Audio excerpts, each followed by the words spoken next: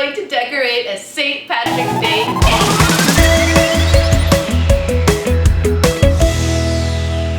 Hi, welcome to Cake Mom. I'm Abby, and on this channel I share with you guys some of my favorite tips and techniques, as well as recipes to help you with your home baking projects.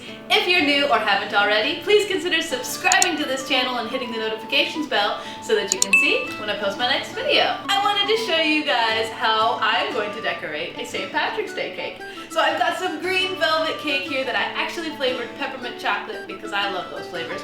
Just some basic American buttercream and some Lucky Charms cereal, which we're only going to use the marshmallows from. So let's go ahead and separate that out.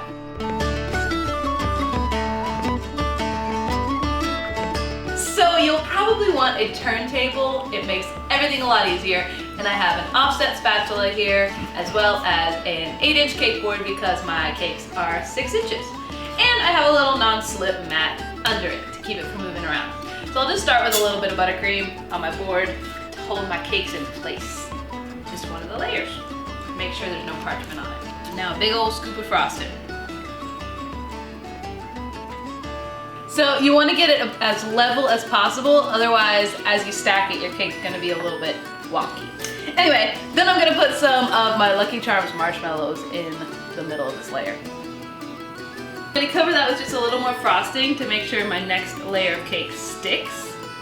It doesn't have to be perfect. And the next layer.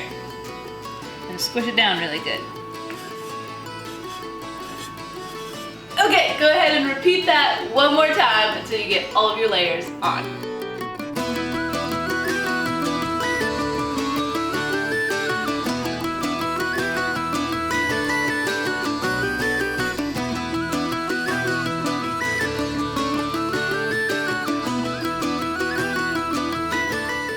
So now I've finished my chrome coat. I'm going to stick this in the freezer until it is hardened, and while I'm doing that I'm going to dye some frosting.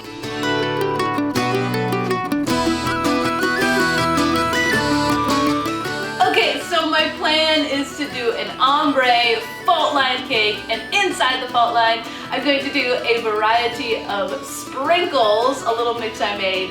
But in order to do that we actually have to start with the fault line. So I'm going to start with just some white buttercream and kind of center it in the middle and make a little line all the way across.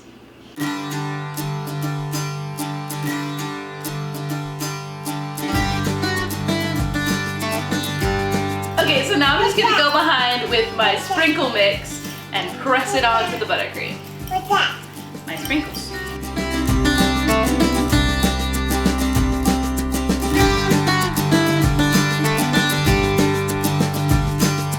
Okay, so I want to do an ombre that actually is the same on the bottom as it is on the top, and I want my white layer to be surrounding my fault line. So I'm going to start with the white, and I'm going to put a line above and below the fault line and make sure I enclose the edges of the fault line.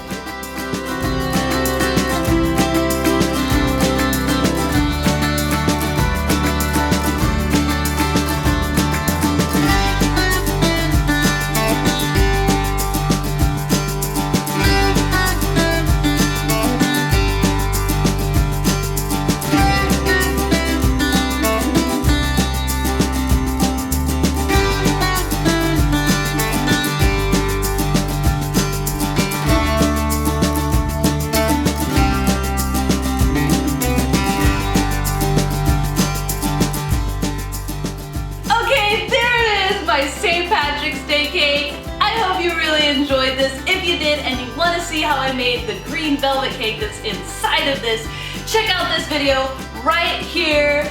It's a good one, so go check it out. Don't forget to subscribe to the channel and hit the notifications bell so that you can see when I post my next video. Have a great day and happy St. Patrick's Day!